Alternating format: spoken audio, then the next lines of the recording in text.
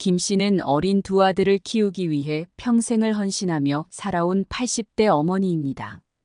남편이 갑작스럽게 사고로 세상을 떠난 이후 김 씨는 홀로 자식들을 키우며 어떤 순간에도 포기하지 않았습니다.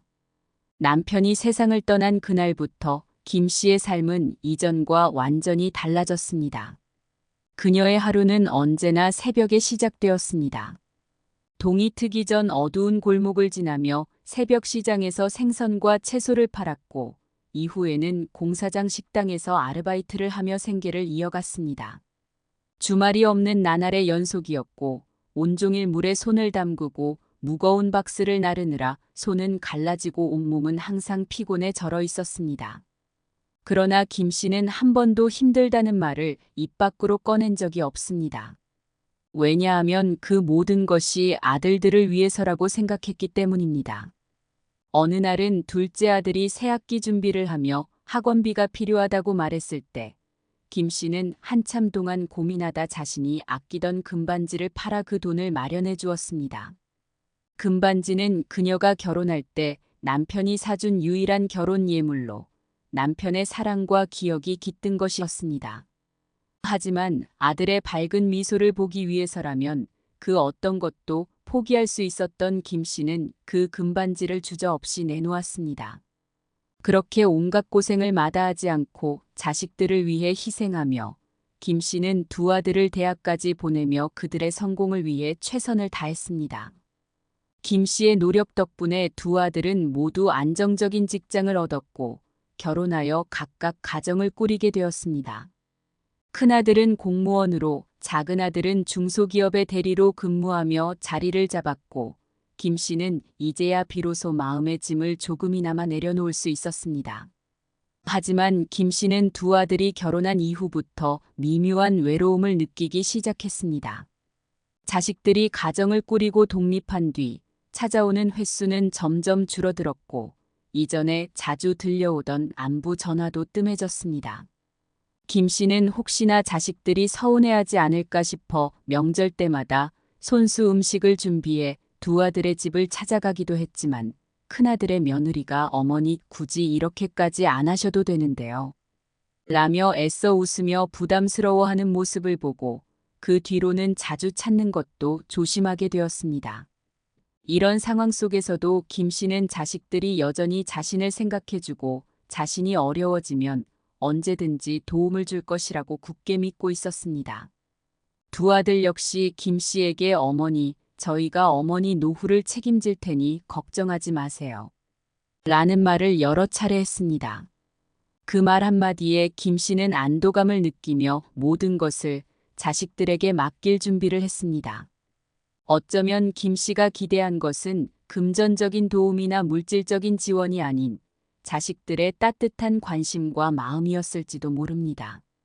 어느 날 두 아들이 함께 김 씨를 찾아와 진지한 대화를 나누었습니다. 큰아들은 어머니, 저희가 앞으로 어머니를 더 잘 모실 수 있도록 재산을 미리 정리하면 어떨까요? 라고 제안했습니다. 큰아들의 말에 김 씨는 순간 당황했지만 아들의 의도를 곰곰이 생각해 본 끝에 그래, 자식들이 내 재산을 가지고 있다면 더 잘 챙겨줄 거야라는 결론을 내렸습니다. 큰아들은 아버지가 남겨주신 유일한 유산이자 김 씨가 평생을 바쳐 일군 집을 물려받았고 작은아들은 김 씨가 힘들게 모은 예금 1억 원을 상속받았습니다. 김 씨는 자식들이 재산을 물려받은 뒤 그들이 더 가까워질 것이라고 기대했습니다. 이웃들에게 우리 아들들은 정말 믿음직스럽고 나를 잘 챙겨줘요라며 자랑하기도 했습니다. 그때까지만 해도 김 씨는 재산이 자식들에게 안전한 울타리가 되고 자신을 더 잘 모셔줄 이유가 될 것이라고 굳게 믿었습니다. 하지만 재산을 물려준 이후부터 두 아들의 태도는 서서히 변해갔습니다. 김 씨가 한 번은 큰아들에게 이번 주말에 손주들이 보고 싶어서 찾아가도 되겠니? 라고 물었을 때 큰아들은 전에는 항상 어머니, 언제든지 오세요. 라며 환영하던 태도에서 어머니. 이번 주는 우리도 좀 바쁜데 다음에 오시면 안 될까요? 라며 머뭇거렸습니다. 작은 아들 역시 엄마, 저는 요즘 회사 일 때문에 정신이 없어서 전화도 잘 못 드려요. 나중에 시간 나면 연락드릴게요. 라며 연락을 피하기 시작했습니다. 김 씨는 그때부터 무언가 잘못되었다는 것을 느꼈지만 애써 그 불편한 마음을 무시하고 자식들이 언제나 자신을 생각해 줄 것이라 믿고자 했습니다. 모든 것을 주었기에 자식들은 반드시 자신을 버리지 않을 것이라고 생각했기 때문입니다. 하지만 재산을 물려받은 이후 두 아들의 행동은 이전과 확연히 달랐고 김 씨의 마음속에는 점점 불안함이 커져만 갔습니다. 김 씨는 한참 동안 이 변화를 받아들이기 힘들어하며 자식들이 자신에게 느끼는 부담을 줄여주기 위해 오히려 더 연락을 피하려고 했습니다. 자신이 너무 자주 찾아가는 것이 자식들의 가정에 방해가 되지는 않을까 고민하며 이전처럼 자주 찾아가지 않고 조심스레 연락을 기다리는 입장이 되었습니다. 하지만 그럴수록 자식들과의 거리는 점점 더 멀어져만 갔습니다. 그녀는 어느 순간부터 자신의 자리가 점점 사라져가는 것을 느꼈지만 그래도 우리 아들들이니 끝까지 나를 배신하진 않을 거야라고 믿으려고 애를 썼습니다. 그러나 그 믿음은 곧 큰아들의 충격적인 제안으로 산산조각 나게 되었습니다. 큰아들이 집을 물려받은 후 그의 태도는 급격히 변하기 시작했습니다.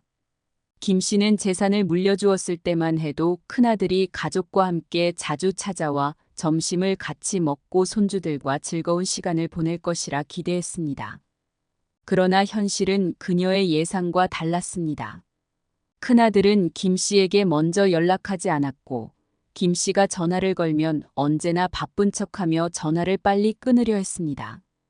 어느 날 김 씨가 손주들이 보고 싶어 큰아들 집을 방문했을 때 큰아들은 무척 당황한 표정으로 나와 김 씨에게 조심스럽게 말했습니다. 어머니, 갑자기 오시면 좀 곤란해요. 우리도 약속이 있었거든요. 다음번에는 미리 연락 좀 주세요. 김 씨는 그 말에 깊은 상처를 받았지만 그래도 마음을 다잡고 알겠다라고 대답하며 그냥 발길을 돌렸습니다. 큰아들 가족은 어머니가 집을 물려준 순간부터 오히려 어머니가 불편한 존재가 된 것입니다. 김 씨는 자주 찾아가지 않기로 결심하며 손주들에게 맛있는 과일이나 과자를 사다 주는 일조차 멈췄습니다. 손주들이 좋아하던 김 씨의 방문도 이제는 자식들 가정의 짐이 되는 것 같아 김 씨는 매번 손주들의 얼굴이 떠오를 때마다 혼자 눈물을 삼키곤 했습니다. 며칠 후 큰아들이 집을 팔고 작은 아파트를 마련해 주겠다고 제안했습니다. 어머니, 이렇게 큰 집에 혼자 계시면 위험하잖아요. 차라리 제가 이 집을 팔고 도심에 있는 작은 아파트 하나를 구해드리면 더 안전할 것 같아요. 김 씨는 순간 불안감이 몰려왔지만 큰아들의 진심을 믿고 알겠다라고 대답했습니다. 김 씨는 그 말이 사실이 되기를 바랐습니다. 하지만 큰아들은 집이 팔리자마자 매매 금액을 챙긴 뒤 자신이 아파트를 구할 때까지 잠시 다른 곳에 머물라고 김 씨에게 말했습니다. 어머니, 조금만 기다리시면 좋은 아파트를 알아볼게요. 지금은 제가 돈이 조금 부족해서. 김 씨는 믿을 수 없었습니다. 그 돈으로 아파트를 바로 살 수 있을 텐데 왜 내게 다른 곳에 있으라고 하지? 라는 의문이 들었지만 차마 아들에게 대놓고 묻지 못했습니다. 김 씨는 큰아들을 믿었기 때문에 그저 며칠이 지나면 새로운 집으로 이사할 수 있을 것이라고 생각했습니다. 하지만 기다리면 기다릴수록 큰아들은 집을 마련해 줄 생각이 없다는 것이 분명해졌습니다. 김 씨는 어느 날 큰아들 집을 다시 방문했습니다. 그녀는 아파트 구입에 대해 직접 물어보기 위해 큰 용기를 냈습니다. 하지만 문을 열고 나온 며느리는 싸늘한 표정으로 김 씨를 쳐다보며 어머니, 지금 우리도 힘들어요. 아파트를 당장 구할 수 없으니까 차라리 고시원이나 작은 방을 알아보세요. 라며 김 씨를 문 밖으로 내몰 듯 대했습니다. 그 순간 김 씨는 심장이 내려앉는 듯한 기분이 들었습니다. 며느리의 표정은 그동안 보여줬던 웃음기 없는 얼굴이 아닌 완전히 남이 되어버린 표정이었습니다. 김 씨는 울면서 너희 아버지의 유산이자 내 평생의 집이었는데 그 돈을 가지고 나를 이렇게 대할 줄은 몰랐다. 라고 소리쳤지만 며느리는 차갑게 문을 닫아버렸습니다. 김 씨는 큰아들이 자신에게 다시 연락할 것이라 기대했지만 그 후로 큰아들은 어떤 연락도 하지 않았습니다. 김 씨가 어렵게 연락을 시도해도 항상 죄송합니다, 어머니. 요즘 제가 너무 바빠서요. 라는 대답만 돌아올 뿐이었습니다. 김 씨는 자식들에게 모든 것을 내어줬지만 그 순간부터 큰아들은 더 이상 김 씨를 어머니로 대하지 않았습니다. 오히려 그녀를 짐스러운 존재로 여기고 나중에는 자신의 인생에 방해가 되는 장애물로 인식하기 시작했습니다. 작은아들 역시 다르지 않았습니다. 김 씨가 작은아들에게 맡긴 1억 원은 그가 작은 사업을 시작하기 위한 미천이었습니다. 작은아들은 처음에는 사업을 성공시켜 어머니의 노후를 책임지겠다고 약속했습니다. 김 씨도 작은아들을 믿었고 그가 성공할 것이라는 기대를 품고 있었습니다. 그러나 작은아들은 사업 경험이 없었고 친구의 권유로 시작한 식당 사업은 순식간에 빚만 남기게 되었습니다. 김 씨가 그 사실을 알게 된 것은 작은아들이 울면서 김 씨에게 어머니 죄송해요. 돈을 다 날렸습니다. 이제 저도 어머니를 도울 수가 없어요. 라고 말했을 때였습니다. 김 씨는 충격을 받았습니다. 그 돈이 내가 가지고 싶어 했던 사업의 미천이었는데 어떻게 그렇게 쉽게 잃어버릴 수 있니? 라고 묻고 싶었지만 이미 사라진 돈을 돌려받을 수는 없었습니다. 김 씨는 무기력함과 배신감에 빠져 아무 말도 하지 못했습니다. 그 뒤로 작은아들은 그녀에게 더 이상 연락하지 않았습니다. 김 씨가 다시 돈을 달라고 할까봐 두려워진 것입니다. 심지어 작은아들은 전화번호까지 바꿔버렸습니다.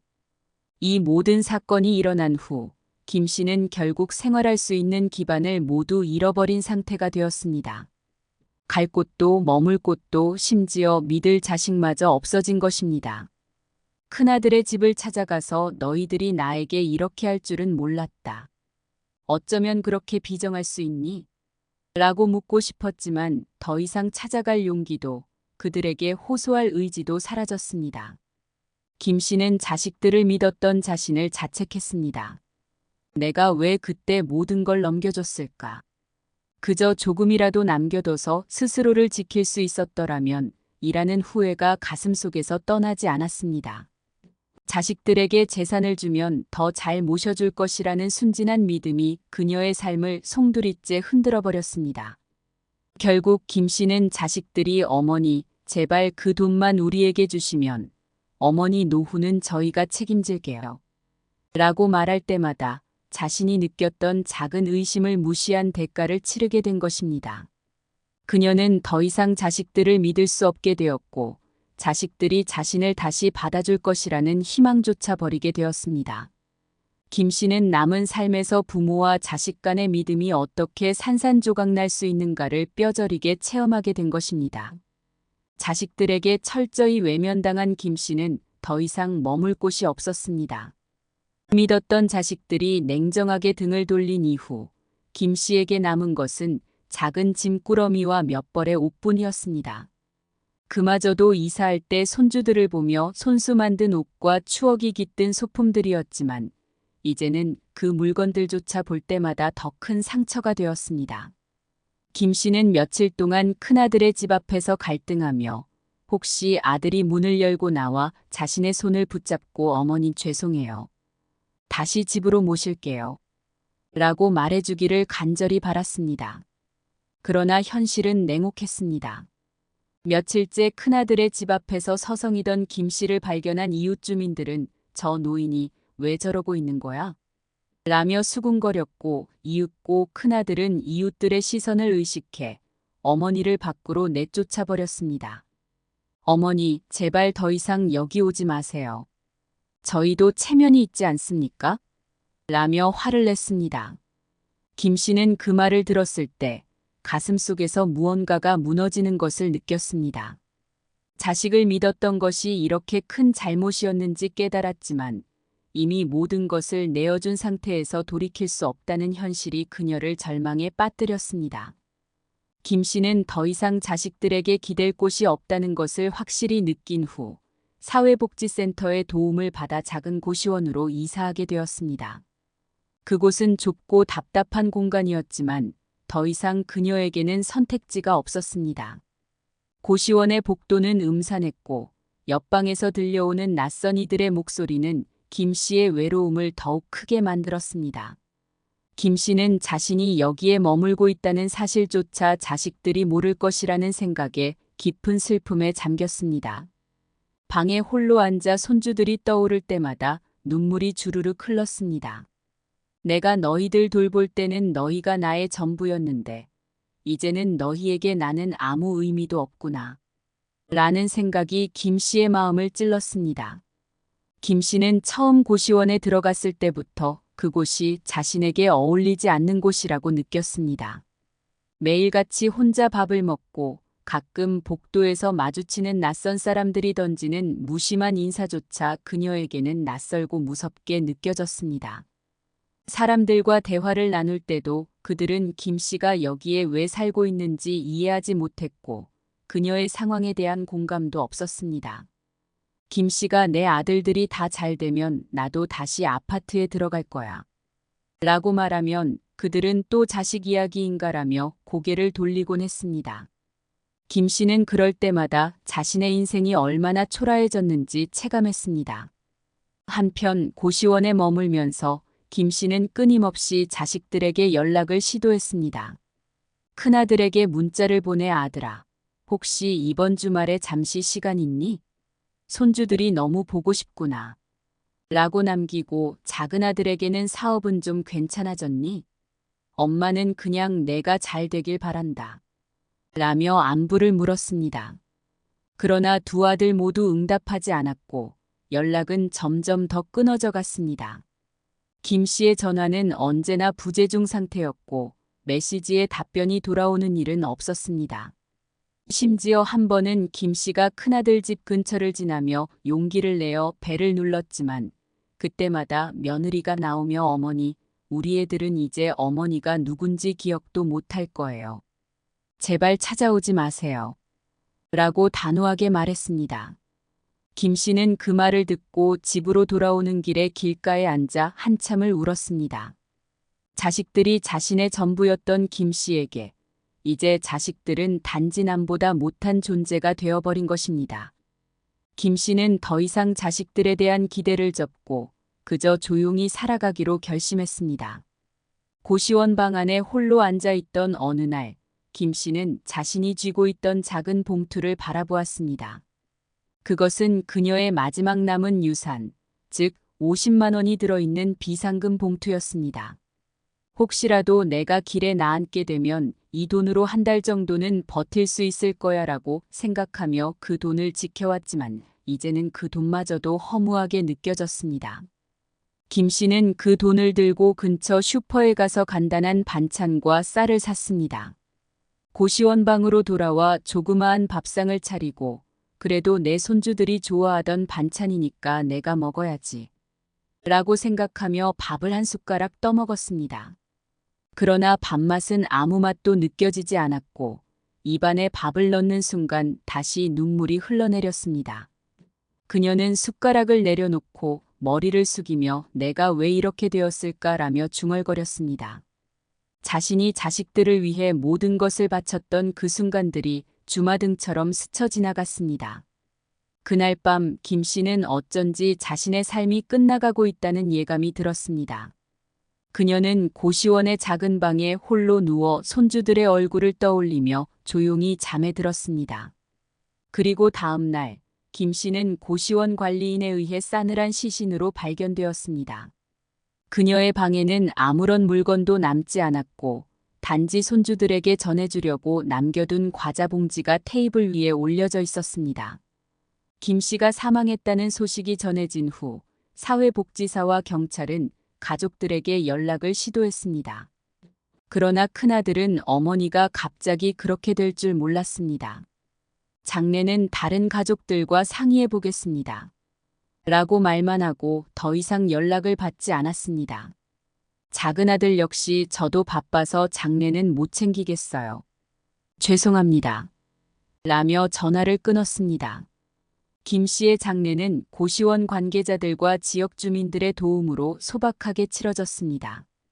장례식장에 모인 이들은 모두 한 목소리로 자식들이 어떻게 저렇게까지 무정할 수 있을까라며 혀를 찼습니다.